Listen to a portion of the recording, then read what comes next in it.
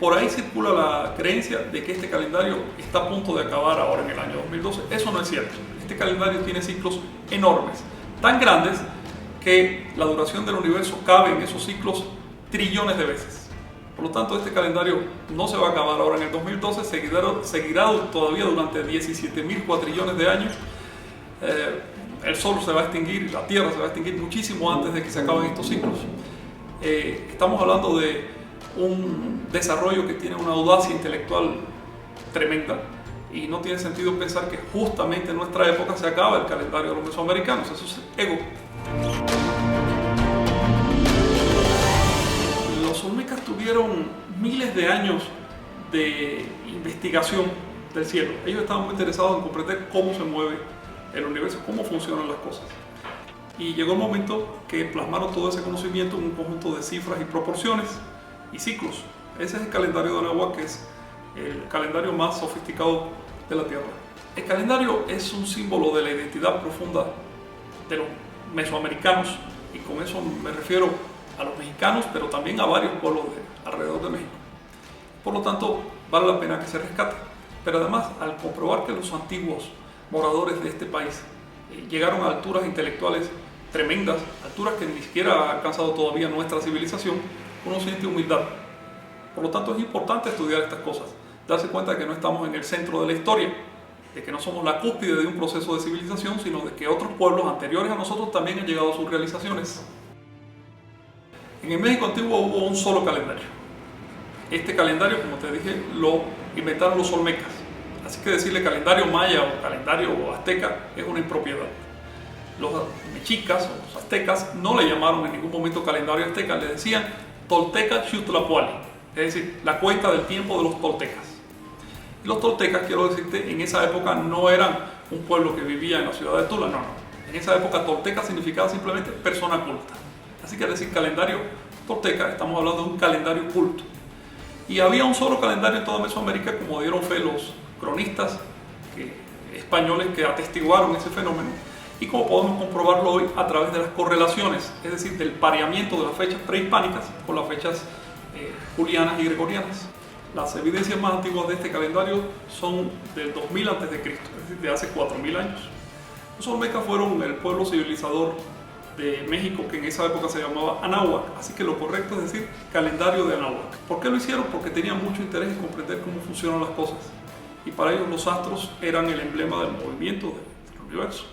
Entonces ellos vivían en una zona de la Tierra donde hay una astronomía muy rica que se llama astronomía tropical, que es compleja, es difícil de entender, porque es la zona por donde pasan los planetas y el Sol.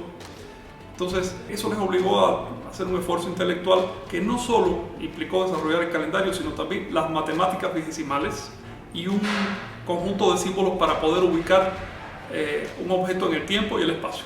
El paso cenital del Sol o de un planeta es el momento cuando llega al centro del cielo. En el caso del Sol, eso se puede medir porque no hay sombra. Este fenómeno solo se puede ver en la zona tropical de la Tierra, que es la franja por donde se mueven el Sol y los planetas, es decir, entre los trópicos de Cáncer y Capricornio. Como casualmente las culturas mesoamericanas y andinas se ubicaron en esa zona, pues aprovecharon ese fenómeno para desarrollar su calendario. Este calendario era de uso popular. De hecho, aparece profusamente registrado en los monumentos de Anáhuac, en las estelas, en las fachadas de los edificios, en los murales, hasta en las vasijas de uso cotidiano. No solo eso, las personas en esa época tenían un nombre que era la fecha en la que habían nacido. Por lo tanto, este calendario era de uso colectivo. En esa época la gente pues iba a la escuela ahora y estudiaba. ¿Y qué estudiaban? Pues estudiaban las matemáticas de aquella época, el calendario de aquella época. Era un pueblo culto.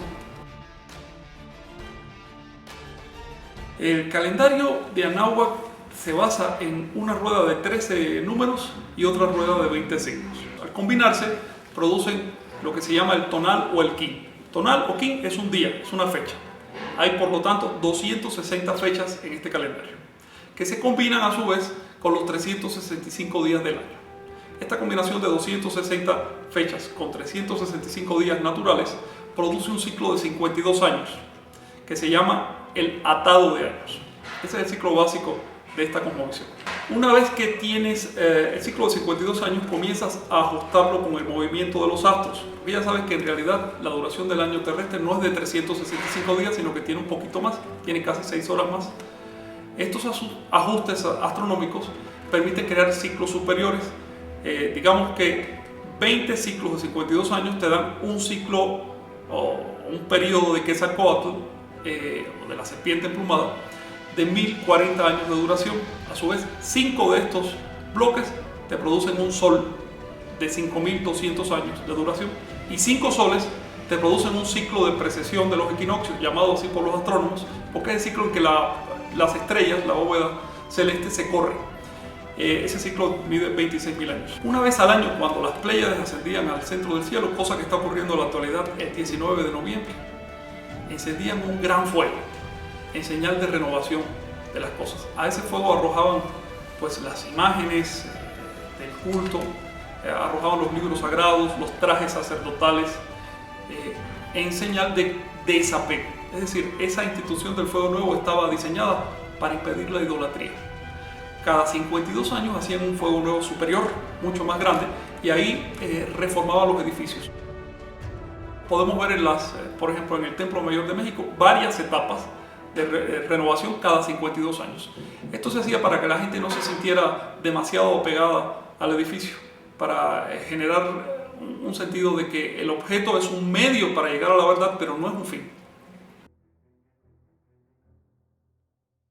La piedra del sol recoge los principales ciclos. Alrededor hay dos serpientes de fuego, se llaman Xiuhcoatl, o serpientes de fuego, que son en realidad serpientes emplumadas que representan el movimiento de la eclíptica. Cada una de ellas mide 520 años, tiene 10 casas de 52 años, y su conjunto hace los 1040 años de ajuste del año sagrado de 260 días con el año terrestre de 365 días con el ciclo de los bisiestos. El año tiene 365 días más 5 horas y 49 minutos. Las diferentes civilizaciones han resuelto esa diferencia de 5 horas y 49 minutos de diversas maneras. Los antiguos mexicanos lo que hacían era acumularlas y sumarle un día extra al año cada 4 años. Así que cada 4 años, en vez de tener 365, tenían 366 días. Ese día se llamaba en náhuatl Mohuechihua, que quiere decir duplicado. Ese grado de ajuste ya es importante, sin embargo dejaba un déficit de 11 minutos anuales. ¿Cómo se resolvió esto? Cada 520 años comenzaban el año 4 días antes. A través del ajuste astronómico, este calendario consiguió tener una exactitud 3 veces superior al calendario que empleamos en la actualidad. En realidad, este calendario es el sistema más perfecto de medición del tiempo que se haya inventado en la Tierra.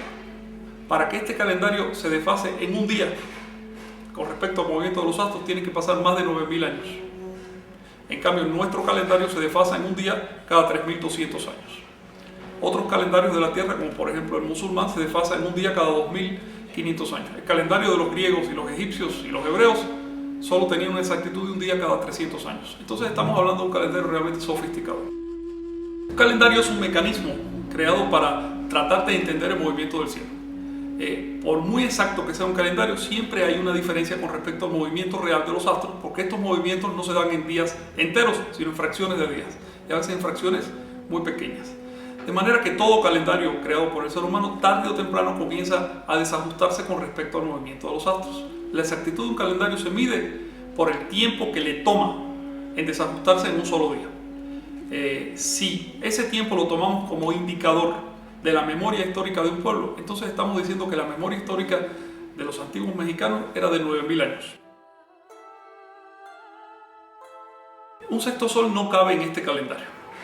El ciclo de precesión de los equinoccios, como te digo, es de 26.000 años, se divide en 5 soles. Una vez que transcurren esos 5 soles, comienza de nuevo un ciclo de 5 soles. El número 6 no tiene nada que ver con el calendario de náhuatl. Venus era el emblema de la serpiente emplumada. Ahora, ¿qué representa la serpiente emplumada? Ese es el nombre que le dieron al Ser Supremo.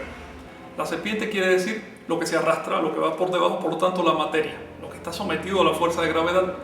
En cambio, el quetzal, o la pluma, el ave, significa lo que se libera, lo que sube, el espíritu. Así que serpiente emplumada es un nombre que recoge la totalidad de lo que hay en el universo, la materia y la energía. En otras palabras, los cuerpos físicos y la conciencia. Luego, es un nombre divino, pero también es un nombre que nos inspira a un ejercicio, el ejercicio de trascender las limitaciones materiales para descubrir nuestro potencial espiritual. Los movimientos de Venus estaban relacionados con el mito de la serpiente emplumada, dicho en náhuatl Quetzalcóatl, en maya Kukulcán. Venus tiene un movimiento muy especial en el cielo, porque a veces aparece y otras veces se oculta y es como si se hubiera muerto y vuelve a resucitar. Entonces, eso aplicaba al mito de la muerte y resurrección de la serpiente emplumada. A diferencia de nosotros en la actualidad que usamos telescopios para investigar el universo, los mesoamericanos usaron sus edificios a manera de instrumentos astronómicos. Una muestra de este uso es la pirámide mayor de Chichén Itzá. Está también orientada con respecto a los puntos cardinales que 2 veces al año, en los equinoccios, hay un efecto de luz y sombra por el paso del sol que da la impresión de que baja una serpiente emplumada y luego vuelve a subir. Este diseño de los edificios y de los monumentos mesoamericanos se recoge dentro de una disciplina científica que se llama arqueoastronomía.